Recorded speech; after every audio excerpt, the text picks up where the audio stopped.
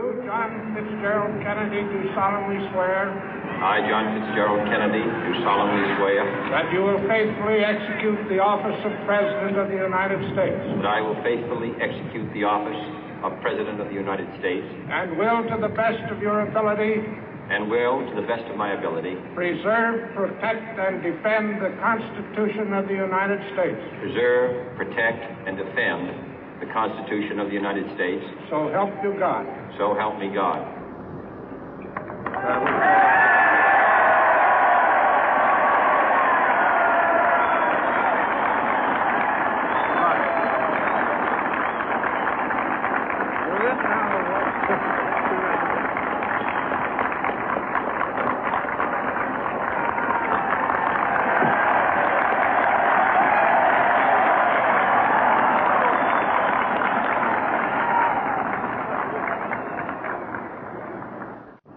Vice President Johnson, Mr. Speaker, Mr. Chief Justice, President Eisenhower, Vice President Nixon, President Truman, Reverend clergy, fellow citizens. We observe today not a victory of party, but a celebration of freedom, symbolizing an end as well as a beginning, signifying renewal as well as change. For I have sworn before you and Almighty God the same solemn oath our forebears prescribed nearly a century and 3/4 ago. The world is very different now, for man holds in his mortal hands the power to abolish all forms of human poverty and all forms of human life. And yet the same revolutionary beliefs for which our forebears fought are still at issue around the globe. The belief that the rights of man come not from the generosity of the state, but from the hand of God.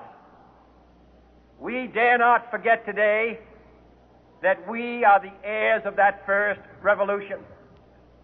Let the word go forth from this time and place to friend and foe alike that the torch has been passed to a new generation of Americans born in this century, tempered by war, disciplined by a hard and bitter peace, proud of our ancient heritage, and unwilling to witness or permit the slow undoing of those human rights to which this nation has always been committed and to which we are committed today at home and around the world.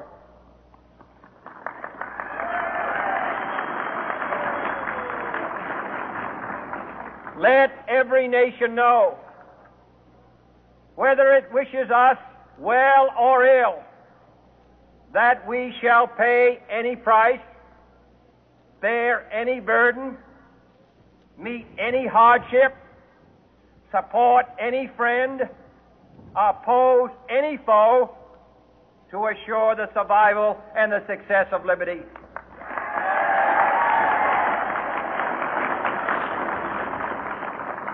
This much we pledge and more. To those old allies whose cultural and spiritual origins we share, we pledge the loyalty of faithful friends. United, there is little we cannot do in a host of cooperative ventures. Divided, there is little we can do, for we dare not meet a powerful challenge at odds and split asunder. To those new states whom we welcome to the ranks of the free, we pledge our word that one form of colonial control shall not have passed away, merely to be replaced by a far more iron tyranny. We shall not always expect to find them supporting our view, but we shall always hope to find them strongly supporting their own freedom, and to remember that in the past, those who foolishly sought power by riding the back of the tiger ended up inside.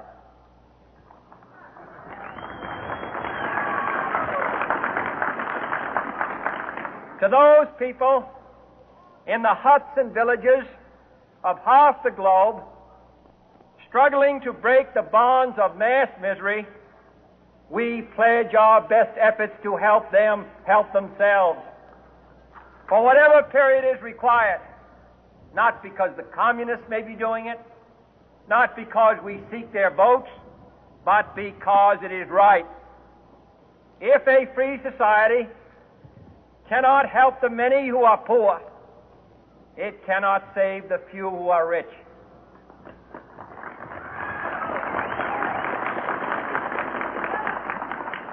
To our sister republics south of our border, we offer a special pledge to convert our good words into good deeds, in a new alliance for progress, to assist free men and free governments in casting off the chains of poverty. But this peaceful revolution of hope cannot become the prey of hostile powers. Let all our neighbors know that we shall join with them to oppose aggression or subversion anywhere in the Americas.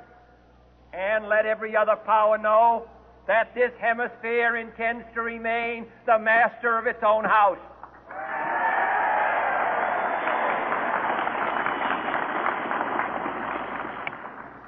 To that World Assembly of Sovereign States, the United Nations, our last best hope, in an age where the instruments of war have far outpaced the instruments of peace, we renew our pledge of support to prevent it from becoming merely a forum for invective, to strengthen its shield of the new and the weak, and to enlarge the area in which its writ may run. Finally, to those nations who would make themselves our adversary, we offer not a pledge, but a request that both sides begin anew the quest for peace. Before the dark powers of destruction, unleashed by science, engulf all humanity in planned or accidental self-destruction, we dare not tempt them with weakness, for only when our arms are sufficient beyond doubt can we be certain beyond doubt that they will never be employed. But neither can two great and powerful groups of nations take comfort from our present course, both sides overburdened by the cost of modern weapons, both rightly alarmed by the steady spread of the deadly atom, yet both racing to alter that uncertain balance of terror that stays the hand of mankind's final war. So let us begin anew, remembering on both sides that civility is not a sign of weakness, and sincerity is always subject to proof. Let us never negotiate out of fear, but let us never fear to negotiate.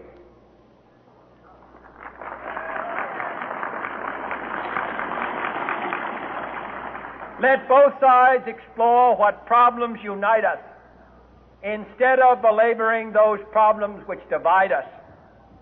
Let both sides, for the first time, formulate serious and precise proposals for the inspection and control of arms, and bring the absolute power to destroy other nations under the absolute control of all nations.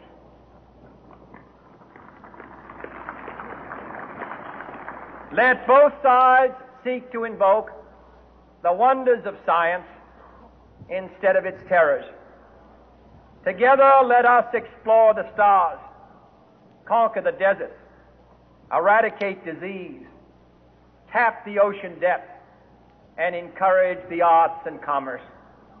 Let both sides unite to heed in all corners of the earth the command of Isaiah to undo the heavy burden and let the oppressed go free.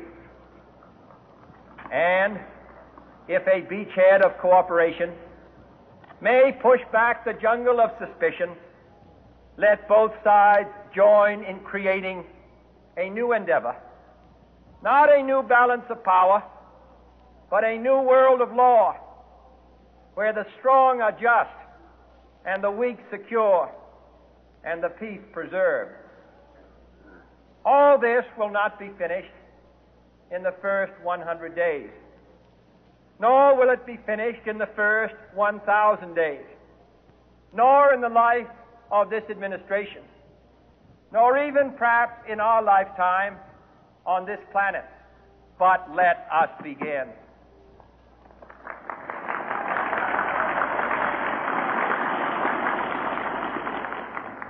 In your hands, my fellow citizens, more than mine, will rest the final success or failure of our course.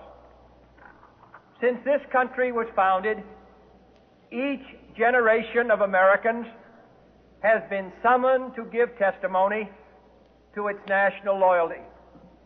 The graves of young Americans who answered the call to service surround the globe.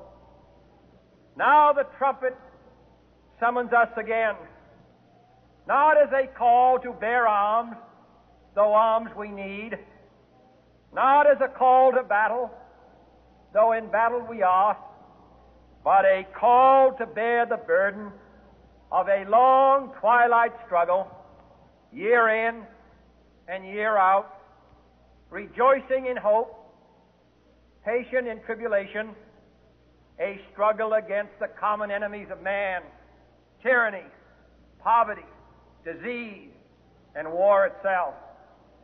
Can we forge against these enemies a grand and global alliance, north and south, east and west, that can assure a more fruitful life for all mankind?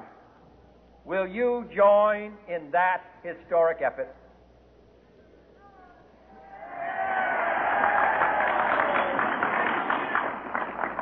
In the long history of the world, only a few generations have been granted the role of defending freedom in its hour of maximum danger.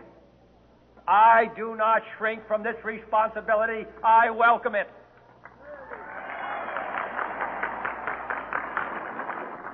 I do not believe that any of us would exchange places with any other people or any other generation. The energy, the faith, the devotion which we bring to this endeavor will light our country and all who serve it. And the glow from that fire can truly light the world. And so, my fellow Americans, ask not what your country can do for you. Ask what you can do for your country.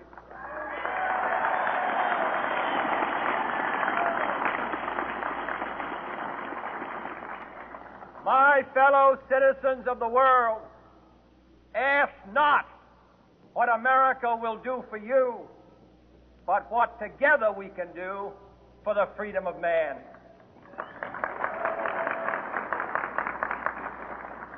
Finally, whether you are citizens of America or citizens of the world, ask of us here the same high standards of strength and sacrifice which we ask of you.